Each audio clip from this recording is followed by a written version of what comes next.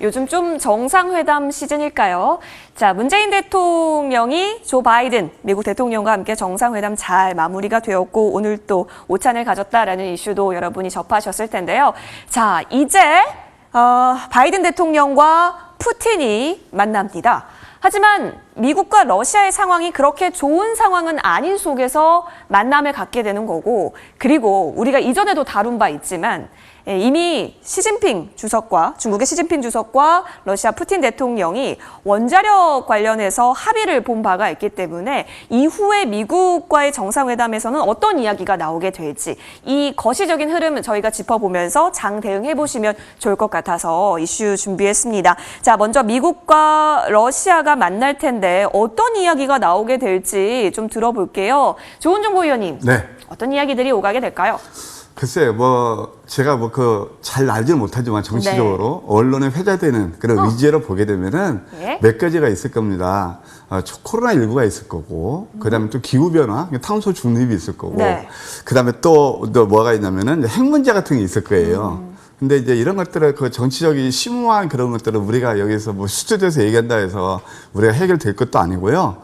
다만 이제 우리가 여기 이제 주식하는 사람 입장에서 본다면 코로나19하고 기후변화, 여기에 포커스를 둬야 될 것 같아요. 양국 정상이 만난다 해서 그렇게 분위기가 좋을까? 저는 그렇게 생각하지 않습니다. 왜냐하면 그보다 앞서서 지난번에 중국하고 그다음 미국하고 정상회의가 있었잖아요. 저기 알래스카에서. 그때 냉랭했죠. 서로 삿바싸움 하다가 이제 끝나고 그랬는데 이번도 좀 그럴 가능성이 있다 이렇게 생각이 듭니다. 사실은 그보다 앞서서 이제 우리가 주목해야 될 게 뭐냐면 러시아하고 중국 정상하고 한번 만나서 미팅을 한 적이 있죠. 그러니까 시진핑하고 푸틴하고 만났는데 저는 눈에 거기서 딱 띄는 기사가 이거였습니다. 정치적인 이슈에 전 관심은 없습니다. 뭐였냐면은 결국 그 중국 태난 원전에서 사기를 이미 러시아에서 그 원전을 건설했거든요. 유로에서 4호까지. 거기에다가 추가 2기를 더, 건설하기로 협의를 했단 말이에요. 그래서 결국 중국과 러시아가 합작해서 8개의 원전을 만든다. 그것도 이제 소형이죠. 이따 말씀했지만 SMR. 그래서 이런 것들이 우리가 한번 주목할 대목이 아닌가 이렇게 생각이 드네요. 좋습니다. 자, 미국과 러시아의 양 정상이 사실 이번에 만난다라고 하는 것은요, 첫 대면이죠. 그리고 그렇게 국가의 관계가 좋지 않은 상황 속에서 만나는 거기 때문에 조금 그런 신경전 혹은 합의점의 내용 등등 좀 우리가 주목해 볼 부분은 분명히 있어 보입니다. 아이린 위원님은 이 이슈를 어떻게 소화하고 계시는지요? 일단 중국의 양제츠 국원이 방러 중인 가운데 이제 미국 러시아 정상회담이 개최된 부분인 건데 이렇게 회담 발표한 건데 일단 이런 부분이 이제 미국 쪽에서 중러 관계를 좀 의식을 하고 이 진행을 한 부분이라서 이제 이게 크게 좋아 보이진 않는다 이렇게 말씀드리고 싶고요. 또 바이든 대통령 같은 경우 취임 이후에 푸틴하고 또 처음으로 정상회담입니다. 예, 여기서 논의되는 내용은 핵 확산 관련해서 차단하는 문제, 그리고 기후변화, 그리고 코로나19 관련해서 대응 방안, 이런 것들을 이제 논의할 예정인데, 지난번에 이제 5월 20일에 시진핑 주석과 푸틴이 이제 같이 원자력 협력을 강화하겠다 이렇게 발표를 했는데요. 그 안에 내용을 보시면은 이제 중국, 러시아 같이 이제 원자력 협력 강화하는데 그 기초적인 부분도 연구를 하고 원전 분야에 그리고 또 핵심 기술도 개발을 하겠다. 예, 같이 또 그리고 원전 산업하고 차기 디지털 기술 융합을 추진을 할 것을 이제 기대를 한다 이런 내용이 있습니다. 그래서 이 부분 원전 산업하고 차기 디지털 기술 융합 추진 앞서서도 이제 조은 전문님께서 다 말씀을 주셨는데 이 부분을 우리가 좀 지속적으로 한번 볼 필요가 있다 이렇게 말씀드리고 싶습니다. 네. 자, 그렇다면 이러한 정상회담 재료가 우리 주식시장으로 넘어오게 되면 우리가 어떤 부분을 좀 주안점으로 봐야 할까요? 임강민 위원님. 네, 정상회담이 중요한 이유가 주식시장에서 가장 큰 재료가 무엇이냐 정부 정책이다 얘기를 하겠습니다. 근데 정상회담이라고 하면 양국 간의 대통령이 만나는 것이죠. 네, 총리가 될 수도 있고 대통령이 될 수도 있는데 미국과 러시아가 만난다 했었을 때 사실 우리가 이 두 나라 서로 사이가 안 좋다는 거 정치적으로 외교적으로 그렇게 볼 수 있지만 주식적 관점으로만 우리는 접근을 하면 되겠습니다. 자, 우리나라와 증시가 가장 상관관계가 깊은 나라가 어디입니까? 미국이죠. 그러면 우리는요. 바이든의 입에서 어떤 말이 나오는지를 지켜보면 되는데 자, 바이든이 어떤 이야기들을 했었냐. 특히 대통령 되기 전에 선거 공약으로 탄소 배출권과 관련된 이야기, 그리고 기후변화에 대한 이야기, 그리고 이란 핵과 관련된 이야기, 이런 것들을 얘기를 했기 때문에 우리는 바이든이 이 정상회담에서 기후변화를 어떻게 이끌어갈 것이고 어떠한 이야기를 하는지, 그리고 이란 핵과 관련된 이야기를 하게 되기 때문에 이 이란 핵과 사실 깊은 연관이 있는 원자재는 바로 국제유가죠. 자, 국제유가는 환율과도 밀접하게 연관을 미치게 됩니다. 자, 6월 달에 FOMC 회의가 있어요. 물가에 대한 이야기가 반드시 나올 것이고, 그리고 바이든의 입에서 기후변화에 대한 얘기가 나오기 때문에 유가에 대해서 반드시 얘기를 하게 될 텐데, 자, 여러분들, 바이든이 국제유가가 상승하길 바랄까요? 하락하길 바랄까요? 바이든은 친환경 정책자입니다. 자, 그렇기 때문에 바이든은 역설적이게도 국제유가가 상승하길 바랄 가능성이 높다라고 제 개인적으로는 생각합니다. 왜냐? 국제유가가 올라야 기름 가격이 비싸지기 때문에 이에 따라서 신재생 에너지를 써야 되는 명분이 생기는 것이죠. 그렇기 때문에 중동과 관련된 이슈까지 우리가 좀 생각을 해볼 수가 있어야 된다 말씀을 드리겠습니다. 예, 정상회담을 그냥 바라보는 게 아니라 앞으로 어떤 발언이 나오게 될지 정책적 방향성이라든지 글로벌 시장에 있어서의 트렌드를 우리가 빠르게 포착을 해야 될 것 같습니다. 자, 이번에 또 테이블의 안건으로 또 현안으로 제시될 부분 중에서 가장 큰 부분을 차지할 것이 바로 또 말씀해 주셨다시피 기후변화가 될 것으로 보여요. 관련해서 시진핑 주석과 또 푸틴 대통령이 원자력 협력을 이끌어냈고 탈원전이라든지 탄소 중립이라든지 여러 가지 이 키워드들이 있잖아요. 과연 이번에서는 확실히 주식시장의 트렌드로 자리매김할 것 같은데 정상회담의 의제도 있고요. 조은정 부위원님, 네. 예, 어떻게 보세요? 예, 이미 4월 22일 날 미국이 러시아하고 중국에 대해서 한마디 했어요. 예. 탄소 줄여라 그 얘기입니다. 자기들도 나오고 있지만 특히 이제 중국 같은 데 많이 있잖아요. 예. 그래서 이제 그에 이어서 또 연속수혜라고 보면 되는데 이제 5월 30일에서 31일 날 우리 서울에서 우리가 이제 주체가 돼가지고 문 대통령도 참석하시고 뭐 바이든도 해서 화상 회의를 통해서 또 한 번 어떤 회의가 있냐면 P4G라고 해서 좀 어려울지 모르겠지만 쉽게 얘기해서 녹색 성장 및 그다음에 또 글로벌 목표 2030을 위한 연대 이렇게 뭐 거창했습니다. 그래서 결국은 이제 기후 변화에 대응해서 탄소 줄이자는 게 의지가 될 겁니다. 그것이 한 번 더 연속적으로 있다. 그래서 이것은 패러다임입니다. 결국 지구 온난화라든가 잘 아시겠지만 뭐 오염 뭐 그런 것들을 우리가 방지하기 위해서는 그 필수적이라 그게 이미 정해진 답이다 이렇게 말씀드릴 수 있겠습니다. 그렇네요. 이미 답은 정해져 있다. 그렇다면 이제부터의 대응이 또 중요할 부분이기도 하는데요. 자, P4G에 대한 부분까지 좀 살펴봐 주셨습니다. 아이린 위원님 조금만 더 살펴볼까요, 이 부분? 네, 뭐 일단 우리나라가 주최를 하는 최초의 그 환경 분야의 다자간 정상회의입니다. 그래서 아주 중요한데 30일에는 공식 계획을 선포를 하고 31일에는 관련 회의를 주최를 하는데요.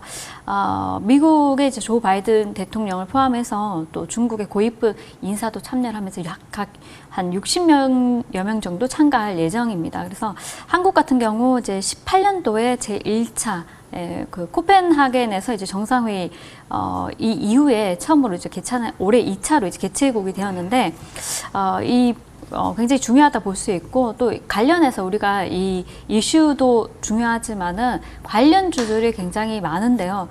이제 뒤에서 이제 이것을 살펴보고 일단 뭐 관련주를 좀 포괄적 너무 많은 관련주들 중에서 이제 포괄적으로 한번 지켜보자. 사실 그 조금 더 포괄적으로 말씀드리면 수소 쪽이 여태까지 가지를 못했습니다. 그래서 아직까지 실적이 나오지 않으니까 가기 힘들 것이다 이렇게 얘기를 하고 있는데 저는 수소 쪽은 무조건 간다고 보고 있고요. 시차의 차이가 있을 뿐이지 찬바람 불 때 출발을 하든지 아니면 겨울에 출발을 하든 내년에 출발을 하든 오히려 저점에서 조금씩 모아가는 전략이 좀 좋지 않을까. 사실 수소 관련주들을 너무나 많이 밀려 있고 또 가지고 계신 분들이 많으신데 이렇게 좀 장기적인 전략으로 가져가시면 좋지 않을까 싶습니다. 네. 친환경 정책이 앞다투어서 지금 발생이 되고 있기 때문에 특히 수소 쪽이 지금 많이 오르지 못한 상황이다. 장기적인 안목으로 한번 접근해 보자라는 의견까지 담아보겠습니다. 자, 그리고 임강민 위원님. 아무래도 맞습니다. 여러 가지 바이든 대통령의 당선 배경에도 이런 친환경 공약이 어마어마한 작용을 했던 것 같은데 위원님 어떻게 보시나요? 제가 재밌는 얘기 하나 할까요? 네. 왜 기후변화에 대해서 주목하는지 아세요? 왜인지 진짜 지구온난화 때문에 그럴까요? 아니면요? 자, 여러분, 경제 공부 한번 해보도록 하겠습니다. 프라자 합의라고 아십니까? 자, 프라자 합의가 뭐였냐? 예전에 일본이 굉장히 잘 살던 시대가 있었습니다. 엔화가 약세였고, 그러다 보니까 일본이 수출의 거의 대부분을 차지하면서 미국이 일본의 수출에 졌어요. 그러다 보니까 미국이 화가 나서 프라자 호텔에 독일과 일본을 불렀습니다. 야, 너네들 우리 달러 가치가 너무 강세다 보니까 우리 물건이 잘 안 팔리니까 너네가 좀 내 얘기를 좀 들어줘야겠다 이런 식으로 얘기를 한 거죠. 그러면서 달러 가치를 폭락시키고 엔화 가치가 상대적으로 급등한 현상이었는데 자, 이렇게 되면 어렵죠. 그 이후에 결과가 어떻게 됐느냐 하면 자, 달러 가치가 2배로 폭락했고 엔화 가치는 2배로 급등하면서 자, 일본에 비상이 생겼습니다. 그러면서 일본에서 했던 행동은 금리를 낮췄어요. 그리고 엄청난 통화량을 풀었습니다. 자, 여러분, 지금이 코로나 때문에 금리를 낮췄고 엄청난 통화량을 풀었죠. 자, 그리고 나서 일본은요, 도쿄가 최하 집값이 평당 3억이었습니다. 10억이었던 집이요, 3년 만에 160억까지 올라갔습니다. 물론 거품이었죠. 그리고 나서 그 거품은 꺼졌고, 자, 일본의 그 이후, 잃어버린 30년에 대한 이야기를 지금까지 하고 있는 것입니다. 그게 플라자 합의의 결론이었는데 지금도 똑같은 상황입니다. 일본이 예전에 그랬다면 지금은 전 세계로 이게 확대가 됐습니다. 자, 왜 그러냐? 통화량이 많이 풀렸기 때문에 이제 인플레이션이 오게 됩니다. 물가 폭등을 잡을 수 없는 구간대에 오게 되면 자, 물가의 상승을 여러분들 잡을 수 없기 때문에 이 구간대에서 가장 크게 올라갈 건 국제유가예요. 국제유가가 근데 올라갔었을 때 뭐가 문제냐? 자, 거품이 끼게 되면 반드시 경제는 거품이 꺼지게 됩니다. 자, 그때 꺼졌을 때가 문제예요. 왜냐?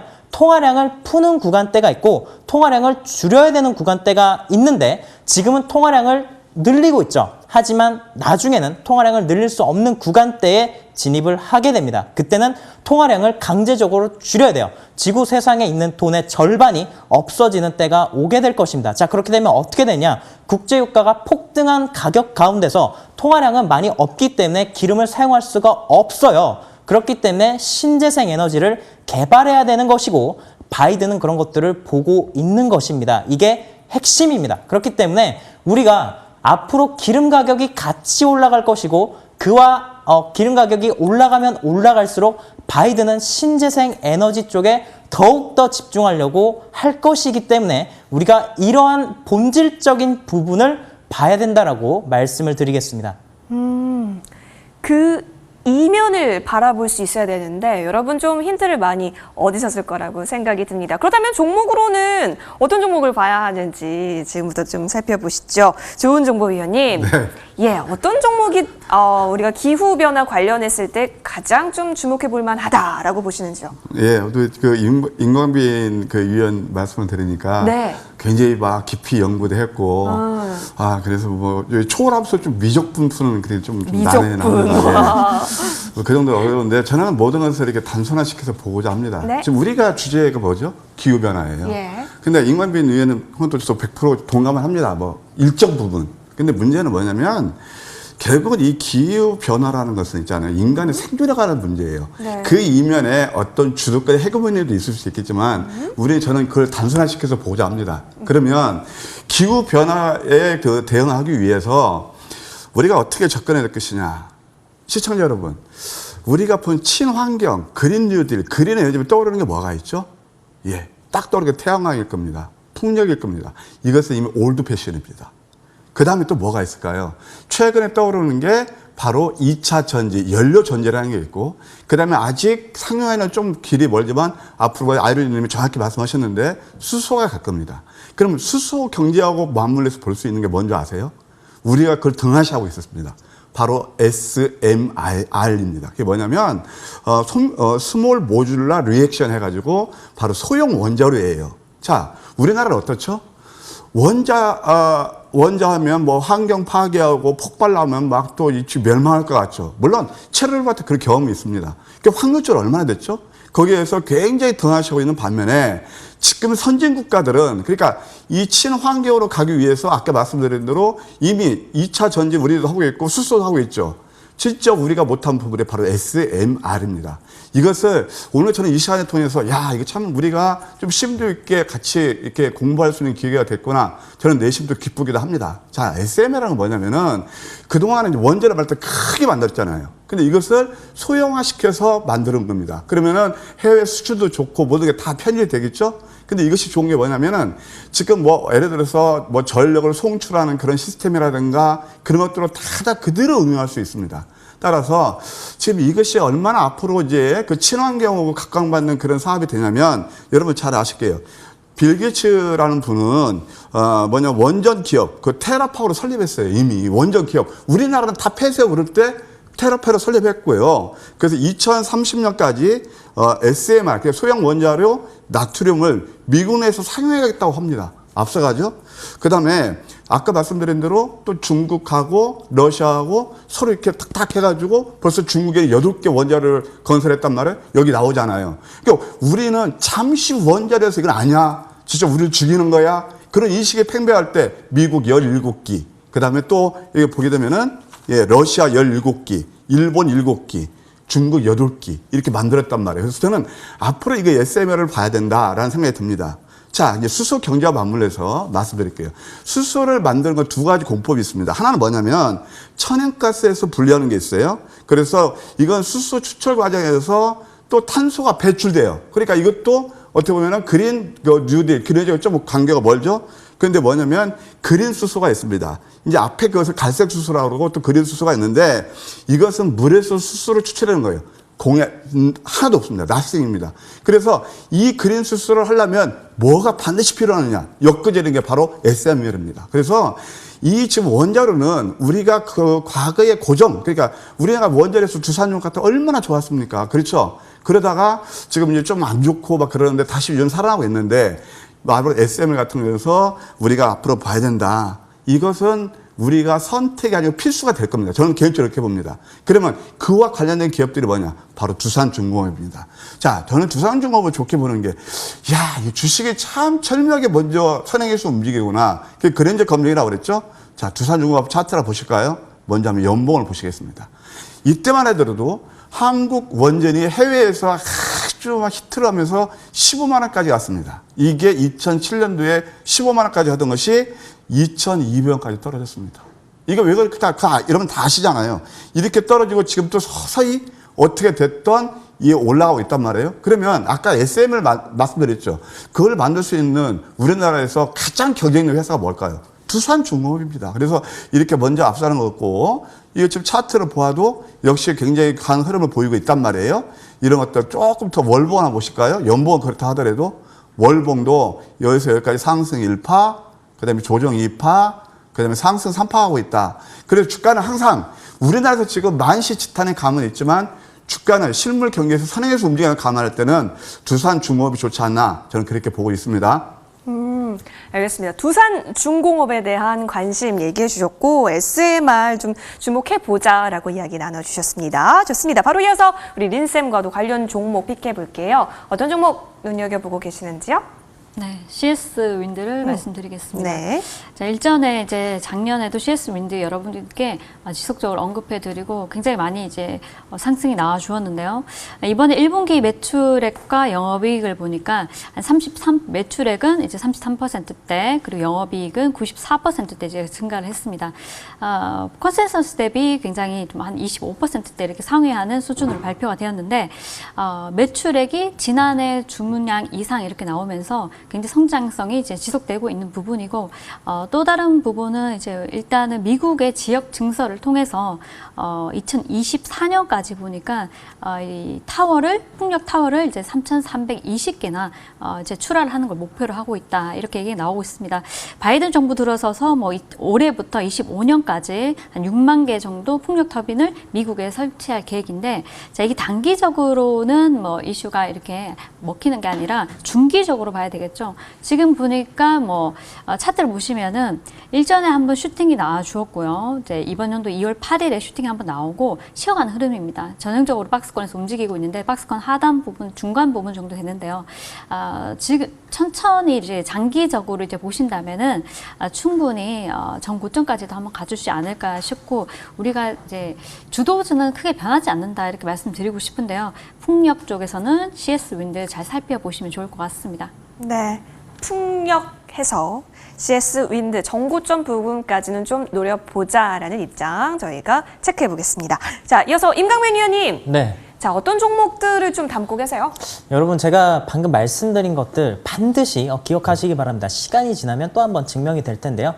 자, 그렇기 때문에 미국에 사실 가장 매력적인 기업 두 개가 있어요. 하나는 엑슨모빌입니다. 왜냐하면 국제유가가 올라가기 때문에 정유사로서 매력이 있고, 유가가 올라갈수록 신재생 에너지에 대한 부분은 대두된다. 자, 테슬라를 볼 때 테슬라뿐만 아니라, 자, 우리가 솔라시티도 봐야 되고 스페이스 X까지 봐야 되는데, 자, 솔라시티 하면 태양광이죠. 여러분, 올해 태양광 지금 폴리실리콘 가격 얼마인지 아세요? 지금 폴리실리콘 가격이 베일에 쌓여져 있는데요.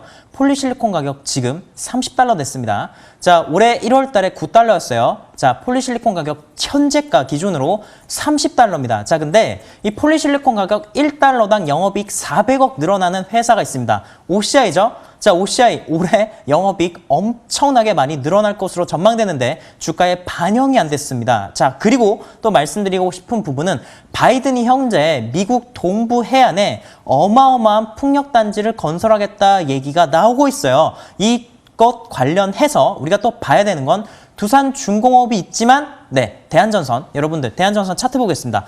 자, 대한전선 제가 엄청나게 강조를 많이 드린 기업입니다. 대한전선에 대해서 여러분들 알고 계십니까? 해상풍력 케이블 500kV짜리 초고압 케이블은 우리나라 국가 핵심 기술로 적용이 돼 있기 때문에 해외 이 기술을 유출할 수가 없습니다. 자, 근데 블록딜 때문에 2번이나 빠졌어요, 이 주식이. 근데 제가 팔라 했어요, 팔지 말라 했어요? 팔지 말라고 더 사라 했습니다. 쫄지 마라. 이런 주식은 더 사는 것이다. 정말 좋은 기업이기 때문에 이런 기업들은 나중에 기관들이 엄청나게 살 것이다 말씀드렸고, 자, 구리 가격이 엄청나게 올랐을 때, 자, 구리 가격이 올라가면서 먼저 올라간 격이 풍산이죠. 자, 근데 대한전선 또한 구리를 통해서 케이블을 만들기 때문에 이 에스컬레이션 조항에 따라서 구리 가격이 상승할 때 매출에 바로 반영할 수 있는 기업입니다. 그러면 매출이 늘어나면서 영업이익이 또 같이 늘어나요. 11년 만에 턴 어라운드 했는데 올해 엄청난 성장이 예상이 되고, 중요한 건 코스피 200에 편입됩니다. 자, 코스피 200에 편입되게 되면 이 운용 전략을 펼치는 기관 투자자들이요, 일정 부분 대한전선의 주식을 반드시 본인들의 포트에 편입을 해야 됩니다. 그렇기 때문에 기관 투자자들이 앞으로 많이 살 수밖에 없다. 이런 주식들은 더 갑니다. 자, 이런 주식들 반드시 기억하시고, 또 제가 말씀드리고 싶은 건 역시나 CS윈드죠. 자, CS윈드 저도 정말 좋아하는 기업입니다. 작년 7월 달부터 절대 팔지 말고 삼성전자 살 바엔 차라리 CS윈드 사라 말씀드렸고, 올해는 조금 제가 삼성전자 살 바에는 현대기아차 사라고 말씀드리고 있죠. 네, 이런 것도 여러분들 시장의 방향성이고 이게 트렌드예요. 이 트렌드를 6월 달이 되게 되면 주시장에 변화와 함께 느낄 겁니다. 자, 시장에 지금 갈만한 게 사실 크게 많이 없어요. 왜냐? 가상화폐가 죽기 때문에 IT의 성장성이 떨어집니다. 자, SK 하이닉스가 왜 올라갔습니까? 메모리 반도체 시장의 성장성 때문이에요. 그렇게 하면서 가상 가상화폐 채굴기가 늘어나다 보니까 그래픽카드가 수요가 늘어나면서 미국의 엔비디아가 성장을 했죠. 자, 근데 가상화폐가 이제 죽게 되면 더 이상 IT는 모멘텀이 떨어진다. 그러면 시장은 새로운 것을 원합니다. 자, 6월 달에 기후변화 관련된 모멘텀이 새로 나오기 때문에 이제부터 자, 다시 한번 더 신재생 에너지 쪽에 우리가 이 트렌드를 잡고 관심 있게 봐야겠습니다. 네. 테마를 유기적으로 잘 따라갈 수 있는 그 눈이 중요한데요. 이제부터 이 기후 변화라든지 신재생 쪽으로 여러분이 잘 관심 있게 담아보시는 전략 취해보겠습니다. 자, 내일도 장이 열리고 내일은 또 어떤 이슈들이 우리 시장에 있어서 재료로서 과연 활동하게 될지 살펴보겠습니다. 첫 번째 이슈 보시죠. 자, 여러분 이제 백신을 막 맞고 있는 동안인데 노쇼 백신이라고 해서 만약에 백신을 맞기로 했는데 안 나타나서 이 백신을 어떡하지 처리되지 못한 그 백신 이제부터 예약이 가능하다고 합니다. 자, 스마트폰으로 코로나19 아스트라제네카의 잔여 백신을 당일 예약을 해서 접종할 수 있는 건데요. 또 사실 내일부터는 고령층에 대한 백신 접종도 시작이 되기 때문에 폐기 물량을 줄이기 위한 조치로 보입니다. 사실 아스트라제네카가 개봉한 이후에 6시간 내에 꼭 접종을 맞아야 하기 때문에 이 시간을 넘기면 폐기를 해야 되는데요. 따라서 네이버나 카카오 등을 통해서 인근 접종 기간별 잔여 백신 현황을 조회하고 당일 예약할 수 있다는 점 내일부터 시작이 됩니다. 참고해 보시죠. 이어서 다음 이슈 보겠습니다. 자, SK텔레콤은 KT 그리고 LG U+와 함께 V컬러링의 이통 3사 공동 서비스를 내일부터 시작한다라고 해요. V컬러링이 뭐냐면 우리가 상대한테 전화를 했을 때 이 상대가 전화를 받기 전까지 상대가 미리 지정한 영상을 우리가 볼 수 있게 하는 서비스인데요. SK텔레콤이 작년 9월부터 시작해서 이제 통신 3사가 모두 함께 확대가 됐네요. 살펴보겠습니다. 이어서 다음 이슈 보시죠. LG의 신설 지주사입니다. LX홀딩스가 유가증권 시장에 상장하는데요. 기존 LG의 인적 분할 신설법입니다. 순수 지주회사로서 자회사로 편입된 회사가 LG상사, LG하우시스, LGMMA, 실리콘웍스라고 합니다. 이 부분 내일 코스피 상장 소식 체크해 보겠습니다. 이어서 다음 이슈 보시죠. 지금 아마 가장 뜨거운 이슈가 아닐까 싶습니다. 아시아나항공과 금호건설의 주식 매매 거래 정지됐다라는 점 여러분 알고 계시죠? 전 경영진의 횡령 그리고 배임 혐의에 따른 기소 소식이 있었습니다. 이에 따라서 조회 공시를 요구받았고 결국엔 매매 거래 정지됐다라는 공시가 있었는데요.